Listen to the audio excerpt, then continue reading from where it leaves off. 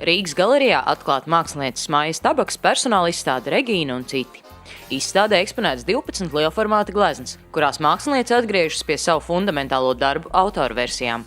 Šī izstāde ir radusies tādēļ, ka ļoti daudz mani darbi ir ārzemēs un nezināmā vietā. Es pat nezinu, kur viņi atrodas. Viņi kā Latvijas sabiedrībai zuduši. Un tad es tāpēc centos un mēģināju radīt vismaz variantus no viņiem, lai viņi būtu šeit. Es mēģināju, lai es viņus atrastu no jauna, izvilkt gaismā. Tas, kas man bija, kur man bija pieeja tam kaut kādu materiālu, kur es vēl dabūju viņus atradu, vai kaut kādas zīmējumi bija saglabājušies, vai kartoni, vai fotogrāfijas, vai no avīzēm izgriezumi. Es vienkārši viņus tā mēģināju atrestaurēt. Tas ir ļoti, manā uztverē ļoti primitīvi, bet tas darbs ir grūts. Tur jau nepietiek tikai viena to vizuālo attēlojumu. Viņš ir kā arī jārada tā noskaņa un jāiet atpakaļ tādā laikā, ka katrs ir savādāks, katrs ir no savu laikmetu, no savu laiku. Principā 80. gadi. Bet negluži, daži ir ātrāk, citi ir arī, daži darbi ir vēlāk arī.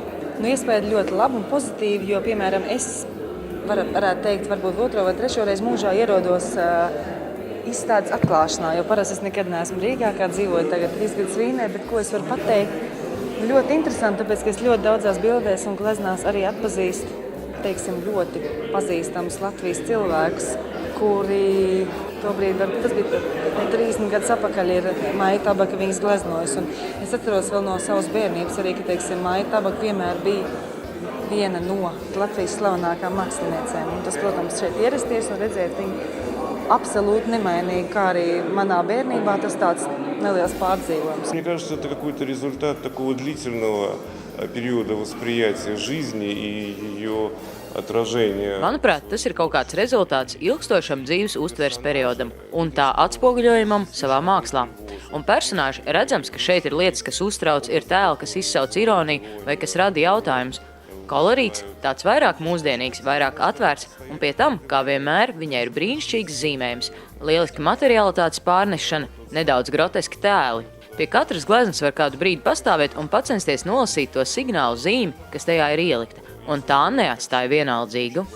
Plašāk runājot, viņa ir ļoti liels meistars ar lielu skolu un pieredzi, kas cieši iekļaut gan latviešu, gan Eiropas kultūrā 70., 80. un 90. gados.